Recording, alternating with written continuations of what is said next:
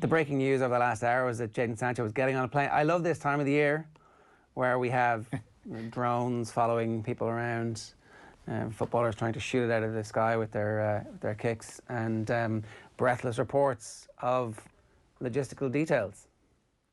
Jadon Sancho is going to Switzerland on a training camp with Manchester United. Not with Manchester United, with Borussia Dortmund. He's not going to Manchester United. Plane trackers are very popular these days. We want to see where the flight is going. But yeah, today was the day, wasn't it? The 10th of August. That was when Dortmund said, we're going on our pre-season tour, and you know, you got to come up with the cash now before that, or else he comes with us. And their whole point is that they don't want to be disrupting their pre-season to have to let Sancho go off and talk to Manchester United. So what does that mean? We knew United weren't going to get this deal done as soon as they could, because they never do, but it's hard to know what happens now. I thought they'd learned their lessons from the last time they made a signing. It was really good and he had a big impact in the team and it really worked out, so do another one the same way. Yeah, but even the Bruno Fernandes signing, that dragged on. I know, and it was the wrong window. Yeah, so what happens is if United don't win the Europa League, now they have a great chance obviously playing Copenhagen, you'd imagine that's a given, and then they could play Wolves or Sevilla in a semi-final, and who knows, they could get Inter Milan in a final, which would be that's the one we want to see, given all the former United players playing for Inter Milan. But you know, if they don't win it, then Solskjaer gets the questions, you know, who do you want to bring in? You know, Jadon Sancho deal hasn't happened yet, are you disappointed? So it just causes it just creates headlines that they don't need, because what we have to remember is United have finished third in the Premier League. The Bruno Fernandes signing worked out so well for them.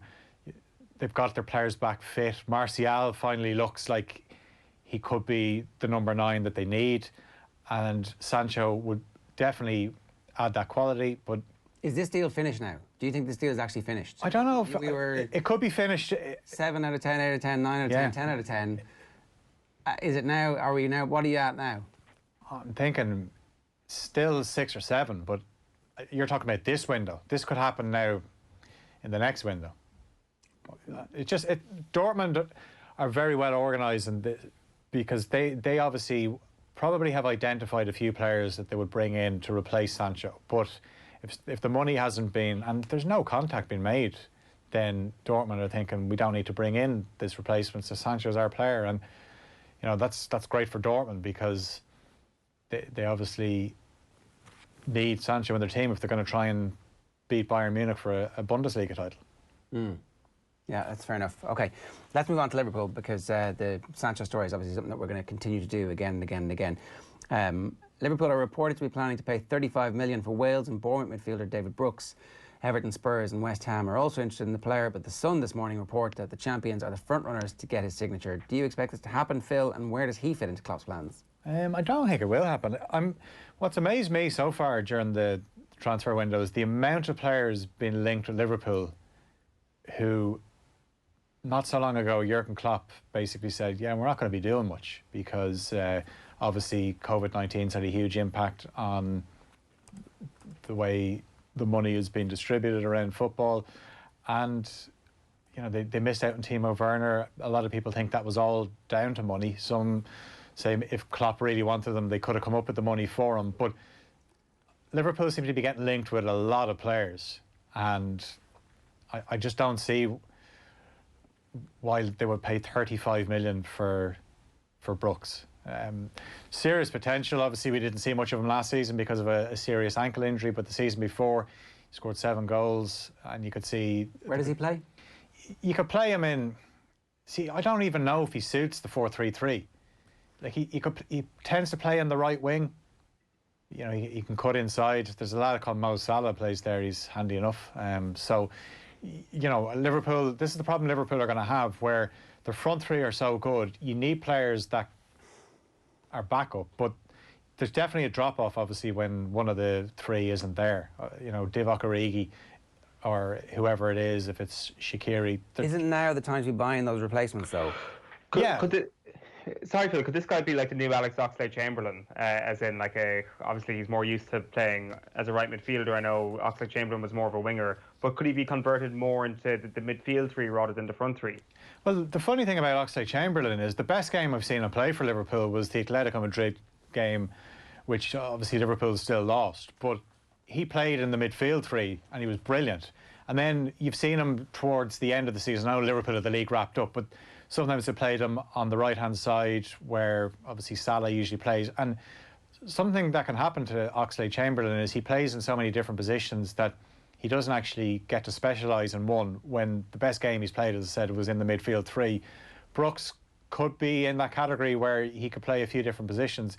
They're handy players to have, but are they going to be consistent for you? Where like Oxlade-Chamberlain was so good against Atletico, but he hasn't really had a chance to play in that position much since.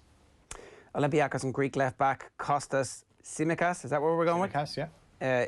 24 years of age, is expected to join Liverpool for £11.75 million sterling on 50 grand a week. These seem like old figures from a different era where players were only getting 50 grand a week when you signed for a club like Liverpool for only 11 million.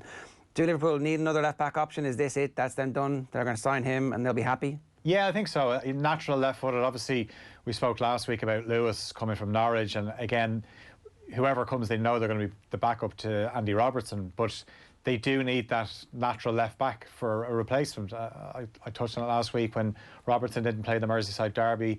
You had Milner, who went off with a hamstring injury. Joe Gomez came on then. So you had two right-footed left-backs, which both can do a good job, but just they don't have that natural width where you want your full-backs touching the sidelines. And Tsimikas, he's very similar to Robertson, and he's got that pace, and he's quite good at setting up goals. So definitely he has European experience as well. Would have played in the Champions League this season, would have played Europa League, would have played in the recent game against Wolves, played against Arsenal as well, would have played against Spurs in the Champions League. So he has European experience. Obviously, if you're coming from Olympiacos as well, you're used to playing at the high end of the Greek league. Obviously, it's not as good as the Premier League, but yeah, could be a good signing for Liverpool.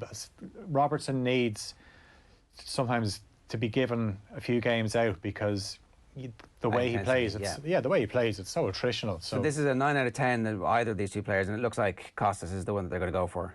Yeah, I think so. I think that we'll get news on this being a done deal fairly soon. Okay, I didn't get a rating for the Brooks signing. I'm thinking 4. Okay, so you don't think that's going to happen. We've talked about the Jadon Sancho thing. Bild are reporting that Dortmund are going to offer Sancho a massive new contract, which presumably will have a buyout clause that will be very clear. You just pay this fee and then away he goes.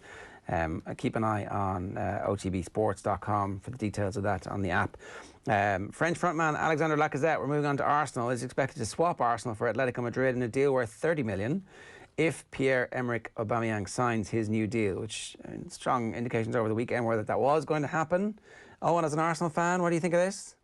I think it'll be a disaster if Arsenal let him go. Like, absolute disaster. I think he's been brilliant since the restart. I think he's essential to how Mikel Arteta plays. He doesn't get all the plaudits. In fact, he actually gets slated quite a bit, I would have thought, by Arsenal fans, because he doesn't pop up with a number of goals. But if you watched him in recent weeks, the way he drops deep, the way he is essential to Arsenal in possession, especially when they're under the cosh in those games against Liverpool and Manchester City, they come to mind. Against Liverpool, he was outstanding that night. I think that this guy is far more important to Arsenal than meets the eye, and not as important as Pierre-Emerick Aubameyang, but potentially the second most important piece of business they'll do this summer is keeping Lacazette as well as Aubameyang. Nailed on starter from my perspective, and that's two of your front three locked down if you manage to keep him. I think this would be a disaster disaster if he leaves, and a lot of people will say that's nonsense. Phil, why is he only 30 million? Why is that seems cheap for somebody who is scoring goals, is good, is creative, as we've seen from Lewandowski, has 2 or 3 years at his peak at 29. It's he's not old. Yeah, I'm not sure I buy into the theory of Owen's eulogising of Alexander Lacazette. I think a decent player, but I like the thoughts of if Aubameyang signs his new deal, he moves into the centre, then Willian plays on the left. I just think you've got a far better front three there, a more dynamic front three. And at times, watching Lacazette this season, when he's good, yeah, he can have his good games, but I kind of saw him in the last few games of the seems to be blowing a bit, where I wonder what his stamina levels were like. And I don't know, Phil. If you're signing Willian, I think he starts on the right hand side. I think Pepe is the one in trouble, and I think the role Lacazette has been playing is not the out and out number 9. It is more of a deep lying number 9 who's actually popped into midfield positions at time. Like the first game of the restart, Arsenal got crushed in midfield. They couldn't pass the ball out of their own half. Now Lacazette drops deep, and he is a vital cog in Arsenal's transition. I'm telling you, this is not a good moment for Arsenal if Lacazette goes. He doesn't score any goals, but it doesn't matter. He is vital to them in possession. And I think a front three of Aubameyang, Lacazette, Willian mightn't actually be that bad next season. Now, the only thing is that they do have Martinelli to come through, and they've got another potentially outstanding attacker to come through there in him. So maybe they're looking at that if they're going to let him go. So you've just kicked Nicola Pepe to the side. He's not been good in recent weeks. Like, he's obviously got a wand of a left foot. Nobody will ever forget his 2 free kicks against Victoria Guimaraes in the Europa League, and we'll thank you for that, Pepe. No, I still think there's a future for Pepe. I think the second season will always be kind to a player like that. But if they're signing Willian, I certainly see him as more of a right-sided player. But maybe you know better than I do, and there could actually be a situation where Lacazette goes and the front three is actually Willian, Pepe, and Aubameyang. If only Mesut Ozil could somehow fit into this jigsaw. He doesn't. The 30 million that they're going to get from Atletico Madrid, there are talks today in one of the papers that 18 million of that is going to be ring-fenced and given straight to Mesut Ozil to get the hell out of there. This is the scenario we find ourselves in. They will heavily subsidise his wages if anybody is willing to take him off their books, or they will pay up his contract in full to get him out. This is a remarkable scenario we find ourselves in at the moment. Phil, what's going to happen?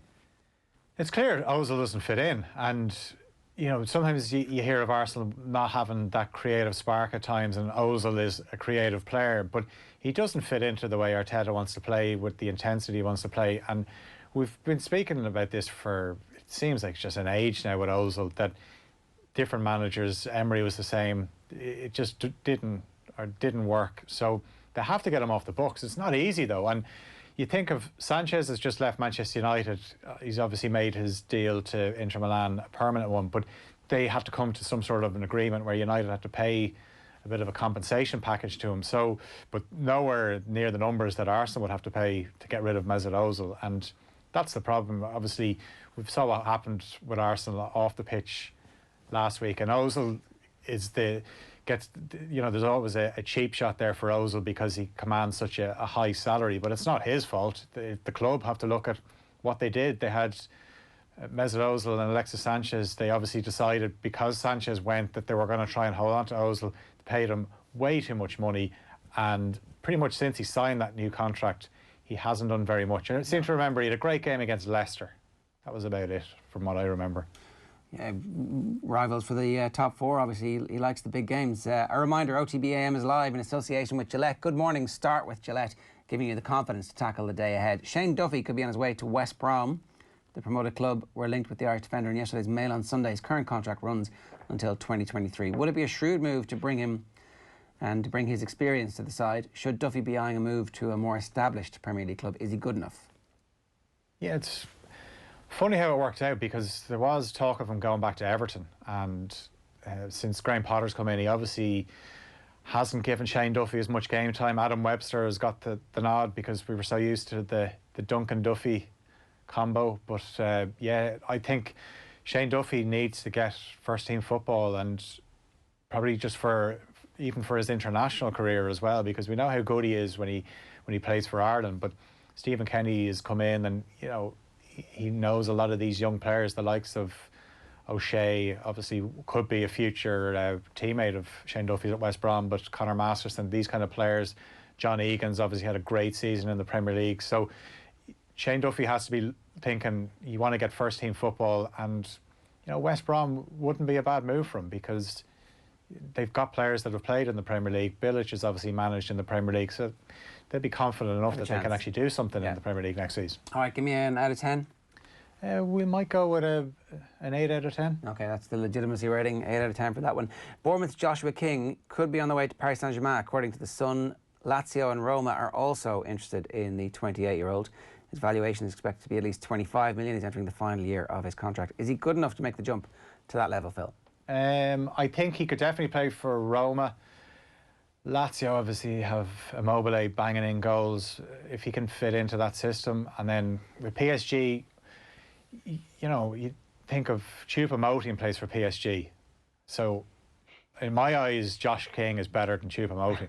So that definitely, there's plenty of optimism there if you're Josh King. Think if Choupo-Moting's getting game time at PSG, I can certainly get a game. And they absolutely stroll the league every season, so you can definitely get game time in the league, maybe be a bit part player in the Champions League. But I think a pretty decent player. There was talk of him going back to United at one stage. Obviously they brought in Ighalo, but there was strong reports that he was going to sign for Manchester United last January, but they obviously went for the Ighalo deal instead. Again, I actually think King would be a better option than Ighalo. But out of 10, 25 million is not bad price for somebody who's going to be a Premier League standard striker, maybe. Yeah, I mean, does he want to stay in the Premier League? He's also been linked with Newcastle as well, so you know he'll definitely have his choice anyway. He can go Premier League or he can go abroad and play in the top flight somewhere else. Yeah, I think a decent player. All right, two final quick ones. I just need quick out of 10s for these. With the Saudi deal for now dead, Newcastle fans are no longer dreaming of a long summer of big money signings. Instead, they're shopping in the bargain basement. Could they land out of contract free agent Jeff Hendrick on a free transfer? Would Newcastle be a smart move for the versatile Irish midfielder? Out of 10? I'm going to say 7. Like if he stays in the Premier League, it's good news for him. You know, who's going to be managing them, we don't know. It could be a case that he gets a move, he thinks he's going to play for Steve Bruce, and then the takeover goes through, and then Steve Bruce is no longer the manager. Yeah. Finally, for now, the Telegraph report that Barcelona want to bring in Bernardo Silva to the club. His contract runs to 2025, which is 5 years from now, so he's not going to be cheap. Barca are expected to tell the creative midfielder they want to rebuild with him as one of their key players. The legitimacy rating here, and do Barcelona need to sign 3 Bernardo Silvas? They could probably do it signing about 5 or 6, but yeah, this guy, when he signed from Monaco, obviously we knew how good he was, and he was influential in City's season last season, but hasn't got as much game time as I thought he would. I thought he could be a natural replacement for David Silva, playing that system with De Bruyne, even playing the right at the 3. But Guardiola went for Foden the other night against Real Madrid. So what does that suggest? Maybe he was confident he could get the job done against Real, and he's saving Bernardo Silva for later on in the competition. But a quality player, and obviously would suit the technicality of the way Barcelona are trying to play. But I don't think City are going to let him go, considering they've just had to let Leroy Sané go. OK, so 4 out of 10? I'm going to say 3. 3 out of 10 for that one. All right, deal or no deal in the books for today? I signed for them after the Euros. After my first day's training, I was driving home. I was actually thinking, regretting what I did. Like I walked into a circus. It's amazing, isn't it? Oh, and we managed to keep you awake for the entire show. Well done. Well done to you, well, really, for keeping me awake, I think, is what a congratulations should like. That's it for OTB AM this morning. If you missed anything, you can catch it back through the OTB AM podcast. Subscribe to that. It's timestamped as well, so you can flick through it for whichever bits you want. You can just search for OTB Sports and download the app. OTB is live tonight from 7 o'clock with Joe Malloy. They'll have the golf, Monday Night Rugby, the football show, and live updates, of course, from tonight's Europa League. OTB AM is live weekdays from 7:30. We'll see you tomorrow. Best of luck.